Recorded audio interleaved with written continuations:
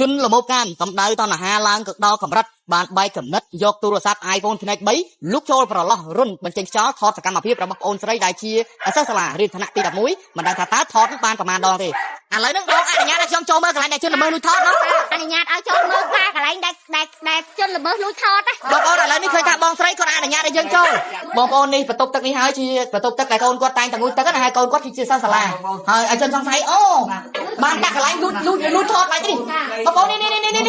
បើឲ្យគ្នាងូតទឹកនៅនឹងរាល់ថ្ងៃបងមិនអាចទាំងអោលបង្ហាញបានទេបងតាផ្ទះមួយណាបងផ្ទះហ្នឹងជាប់កតុយអូផ្ទះហ្នឹងដែលទួលកតុយជាមួយនឹងផ្ទះដែលកូនបងរស់នៅណោះបងប្អូនកាមេរ៉ាមែនជួយបាយតិចទៅបងប្អូនផ្ទះនេះហើយដែលជាផ្ទះទួលកតុយជាប់កតុយជាមួយនឹងផ្ទះដែលកូនគាត់កំពុងតែរស់នៅណាហើយអញ្ចឹងយើងអត់ដឹងថាតើ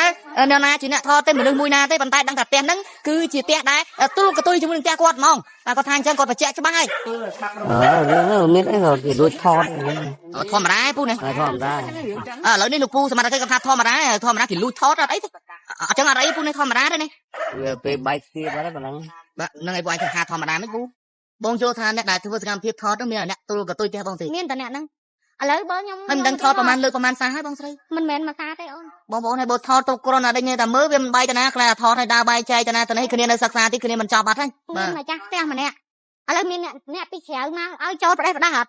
បាទចាផ្ទះមានទ្វារធំត្រូវមែនអត់បាទហើយចាស់ជាប់កតុយគ្នាហើយឥឡូវមានអ្នកក្រៅមកថតឬមួយអ្នកនៅក្នុងហ្នឹងគាត់ថាមិនដឹងមនុស្សមួយណាកុំសំណុំពរខាងសមត្ថកិច្ចឲ្យគាត់ចុះមកអន់ជួយអន្តរាគមខ្ញុំនឹងឆែកមើលក្នុងផ្ទះខាងក្រោយហ្នឹងជនមួយណាដែលបានលួចថតកូនខ្ញុំព្រោះមានតែអ្នកនៅក្នុងផ្ទះហ្នឹងទេដែលមានសកម្មភាពលួចបាយថតមកបងសមត្ថកិច្ចកន្លែងនេះហើយជាកន្លែងដែលយើងតាមឋានបឋមបងនេះបាទព្រោះវាជាប់កតុយហើយមានស្ដារអត់មានចាក់ទ្វារទេទឹកឯលូកដៃលូកដៃតាមពួកទូរស័ព្ទដែលលូកចូលហ្នឹងទូរស័ព្ទមកអីបងដឹងតែភ្នែក3ពណ៌ខ្មៅភ្នែក3ពណ៌ខ្មៅណោះហើយខ្ញុំក៏បានបញ្ជាក់គាត់ទៀតកូនឯងសុចម៉ាឯងកូនឃើញមិនច្បាស់ហ្មងបើកូនងាកទៅកូនភ័យចង់ងាប់រត់មកតែច្បាស់ណាបងថាប្រកាសជាមានអ្នកលួចថតច្បាស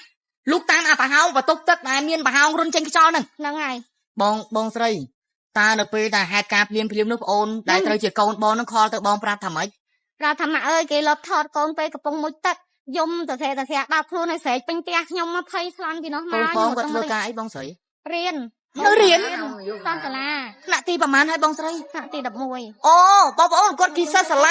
នៅវ័យដេញទៅតែរៀនថ្នាក់ទី11ទេហើយអាយុ18ត្រូវបានបរោះរូបចិត្តនឹងធ្វើសកម្មភាពយកទូរស័ព្ទលូកដាក់ចូលប្រហោងរុនចេញខ្យល់នឹងលួចថតសកម្មភាពរបស់បងស្រីងួយទឹកបងអាចសន្និដ្ឋានបានទេតើការដែលលូកចូលថត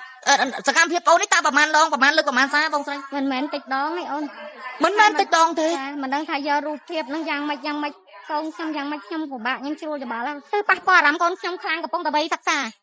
បងប្រឡងប្រាំងរៀនណា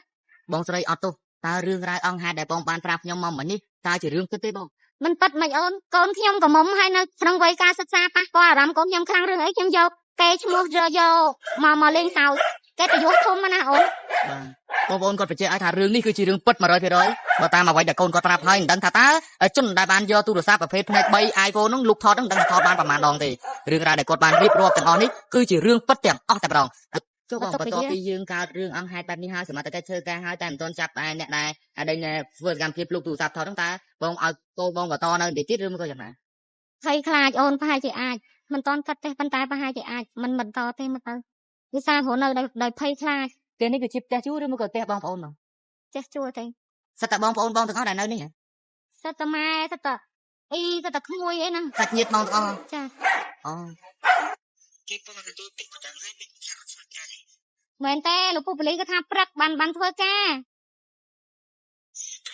រគេពងទៅទូតិចទៅហើយគេពងទៅភ្លេងគាត់គ្រប់គ្រងប៉ូលីសមកខាងមានជ័យចាខ្ញុំយល់ហើយប៉ុន្តែបើបានគាត់ធ្វើអញ្ចឹងខ្ញុំអស់ហើយតែខ្ញុំភ័យពេកខ្ញុំរត់តាំងកំពង់ចាមមកលើកូនអញ្ចឹងយំស្រែកខ្ញុំពិបាកចិត្តខ្ញុំណាឥឡូវកូនចៅបងកំពុងធ្វើការបងណោះបងគេពងសួរគេទៅគេប្រដឹងគេពងទៅគេប្រដឹងមិនដែរអត់ចាក់ធ្វើការបា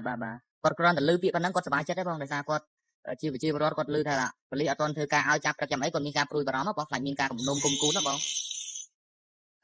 គេពងធ្វើការបាទអរគុណបងអរគុណជម្រាបសួរបងឥឡូវបងសមត្ថកិច្ចបានមកដល់ហើយបងតើយើងមានចំណាត់ការបែបណាបងទៅយ៉ាងណាវិញសិននេះជន់រងគឺដាក់ជឿថាមានអីក៏គេលួចថតធម្មតាពូណាធម្មតាឥឡូវនេះលោកពូសមត្ថកិច្ចគាត់ថាធម្មតាគេលួចថតអត់អីទេអញ្ចឹងអត់អីពូនេះធម្មតាទេណា យើងអាចស្រាវជ្រាវបានពូនេះ là chưa quan về bạch gì vào đấy mà nó បាទនឹងឯងបងអាចថាធម្មតាមិនពូបែកលេងដឹងអូសូមជឿជាក់លើសមត្ថកិច្ចគាត់នឹងធ្វើការឲ្យអស់ពីសមត្ថភាពនិងបន្តតាមនីតិវិធីស្រាវជ្រាវដល់ជនសង្ស័យដែលបានធ្វើសកម្មភាពនោះតតែបានណោះបងប្អូនជាទីមេត្រីសូមសរុបជារួមមកវិញជុំវិញនឹងព័ត៌មាននេះមានន័យថាបងអូនស្រីម្នាក់ដែលជាសិស្សសាលាទើបតែរៀនដល់ថ្នាក់ទី11ទេវ័យ17 18ត្រូវបានជនល្មើសកានធ្វើសកម្មភាពយកទូរស័ព្ទ iPhone ផ្នែក3លូកតាមប្រឡោះបញ្ចេញខ្យល់បន្ទប់ទឹកលួចថតសកម្មភាពសពគ្រប់បែបយ៉ាងនៅពេលដែលបងអូនងូយទឹកនិងពេលដែលបងអូនចូលបន្ទប់ទឹកអីផ្សេងៗអត់ដឹងថាតើការដែលលួចថតនេះលួចថតបានប្រមាណលើកប្រមាណសារហើយប្រមាណដងនោះទេប៉ុន្តែអ្វីដែលបងអូនស្រីដឹងគឺឃើញតែម្ដងហ្នឹងហើយក៏បានយំសោកបោកខ្លួនអត់ដឹងថាតើជននោះថតសកម្មភាពបងអូនអីខ្លះហើយរូបភាពនោះយកទៅណាឲ្យក៏បងអូនភ័យព្រួយបារម្ភខ្លាំងមែនទែនដោយសារតែបងអូនកំពុងតែនៅរៀនសូត្រសិក្សាបងប្អូនហើយបើសិនជាវីដេអូដែលជនល្មើសការហ្នឹងថតហើយយកបែកឃ្លីទៅណាទៅគ្នាជាស្រីហើយគ្នាជាសិស្សទៀតមិនដឹងថាតើអារម្មណ៍គ្នាពេលនោះបែបណានោះទេបងប្អូនជាទីមេត្រីករណីនេះឃើញថាជនរងគ្រោះដែលត្រូវជាបងអូនស្រីបានទៅដាក់ពាក្យបណ្ដឹងហើយបងប្អូនណាករណីនេះគឺបានកើតឡើងនៅផ្ទះល្បែងមួយហើយឲ្យមានបន្ទប់តខាងលើហើយខាងក្រោយហ្នឹងគឺមានអាប្រហោងបច្ចេកខ្យល់ហ្នឹងហើយក៏ទៅផ្ទះគាត់ហ្នឹងគឺមានផ្ទះដែរអញ្ចឹងយើងរងចាំចំណាត់ការរបស់សមាជិកទាំងអស់គ្នាថាតើរឿងរ៉ាវអង្គហេតុនេះដោយរបៀបណាបងប្អូនជាទីមេត្រីជុំវិញព័ត៌មាននេះខ្ញុំបាទមានសារ៉ាមកអានមិនត្រង់មិនមានអ្វីច្រើនទេគ្រាន់តែចង់ជម្រាបជូននៅព័ត៌មាននេះខ្លីៗឲ្យបងប្អូនបានជ្រាបនិងដឹងជាព័ត៌មានតែប៉ុណ្ណេះខ្ញុំបាទមានសារ៉ាមកអានមិនត្រង់ក៏សូមអរគុណនិងសូមគោរពលាបើសិនជាបងប្អូន ស្រីអាយុ17ឆ្នាំត្រូវបានគេលួចថតពេលដែលនាងកំពុងងូតទឹកតើវាពិតជារឿងធម្មតាដោយពាក្យប៉ូលីសម្នាក់នេះនិយាយមែនអត់បងប្អូនទាំងអស់គ្នាជួយខមមិនប្រាប់មកប៉ូលីម្នាក់នេះគាត់និយាយថាវាជារឿងធម្មតាទេចាពេលដែលគេលួចថតកូនស្រីកំមុំអាយុប្រហែលជា17ឆ្នាំព្រោះអីនាងរៀនថ្នាក់ទី11គាត់ថារឿងធម្មតាទេគេលួចថតអញ្ចឹងការលួចថតវាមិនមែនជារឿងលេងសើចទេជាពិសេសអាលួចថតរបៀបគ្នាកំពុងងូតទឹកងូតអីនេះវាជាការរំលោភសិទ្ធិឯកជននិងបង្ករបួសផ្លូវចិត្តយូរអង្វែងខ្លាំងណាស់ហើយអត់ដឹងថាវាយករូបឬក៏វីដេអូដែលវាលួចថតនឹងយកទៅធ្វើអីខ្លះទេចាទី2វាតាក់ទងទៅនឹងជនរងគ្រោះជាអនិច្ចជនអាយុទៅតែខ្ទង់17ឆ្នាំទេព្រោះរៀនថ្នាក់ទី11អ្នកវិទ្យាល័យនេះគ្នាភ័យគ្នាយំរត់ទៅប្រាប់ម្ដាយពេលដែលគ្នាកំពុងងូតទឹកកលេទៅឃើញមានទូរស័ព្ទ iPhone ផ្នែក3ពណ៌ខ្មៅមួយគ្រឿងលូកចូលមកតាមអាប្រឡោះរុនខ្យល់នេះហើយបែបបាននិយាយថាជារឿងធម្មតាខ្ញុំអត់យល់ពូប៉ូលីសហ្នឹងហ្មងណាពូនិយាយអញ្ចឹងស្មើនឹងពូកាន់ជើងជនខលខូចចាស្មើនឹងលើកទឹកចិត្តឲ្យពួកហ្នឹងវាក្លាហានហ៊ានប្រព្រឹត្តអំពើស្មោករកខុសនឹងច្បាប់នឹងតទៅទៀតបើនិយាយថាជារឿងធម្មតាអញ្ចឹងណាក៏គេអាចទៅលួចថតកូនកំមុំអ្នកភូមិងូតទឹកងូតអីបានដែរអូយខ្ញុំអត់យល់ទេនេះតើពូមានវិជ្ជាជីវៈអត់ខ្ញុំឆ្ងល់ពូចូលប៉ូលីសតាមណា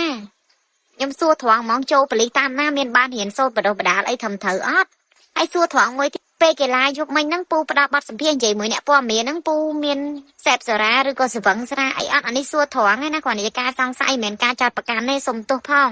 តែខ្ញុំថាបើមានស្មារតីនឹងណមិនមែនមកដល់និយាយពាក្យហ្នឹងចេញមករួចទេថ្ងៃនេះរឿងហ្នឹងវាកើតឡើងទៅលើកូនរបស់អ្នកដតីពូនិយាយថាវាជារឿងធម្មតាចុះបើសិនជារឿងហ្នឹងកើតឡើងទៅលើកូនស្រីពូវិញតើពូនៅតែគិតថាជារឿងធម្មតាដែរអត់មុនដំបូងខ្ញុំខឹងអាគីបាញ់លួចថតដល់ពេលស្ដាប់ប៉ូលីសថាធម្មតាអញ្ចឹងមានតែគាត់ធ្លាប់លួចថតគេដែរបានគាត់ថាធម្មតាឮឲ្យអស់សំណើចហ្មងមិនដឹងថានិយាយមិនបើគាត់ជាប៉ូលីសនិយាយថាធម្មតាទៅហើយចាំរឿងហ្នឹងកើតលើគ្រួសារពូថាធម្មតាដែរហើយនិយាយទៅកំពុងតែផ្ទុះការរិះគន់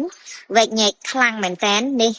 ខមមិនរបស់មហាជនដែលគាត់រិះគន់ខ្ញុំដាក់ស្លាយលើហ្នឹងតាក់ទងទៅនឹងលោកពូប៉ូលីសម្នាក់ដែលគាត់សម្ភាសជាមួយសារព័ត៌មានគាត់និយាយមួយម៉ាត់យ៉ាងខ្លីថាធម្មតាគេលួចថតបងប្អូនករណីហ្នឹងគឺក្មេងស្រីម្នាក់គាត់ជាសិស្សសាលារៀនថ្នាក់ទី11គ្នាកំមុំមកបងប្អូនហើយមានអ្នកចិត្តខាងហ្នឹងលួចដាក់ទូរស័ព្ទថតតាមអាប្រឡោះប្រហោងខ្យល់លួចថតពេលដែលនាងងូតទឹកហើយម្ដាយរបស់នាងថាមិនដឹងថាថតប្រហែលដងហើយទេចាហើយគាត់ខំហៅអ្នកព័ត៌មានហៅអីមកឡាយហើយហៅប៉ូលីសហៅអីមកជួយដឹងលឺស្រាប់តែប៉ូលីសនិយាយថាធម្មតាទេគេលួចថតពេលងូតទឹកធម្មតាហើយអយយ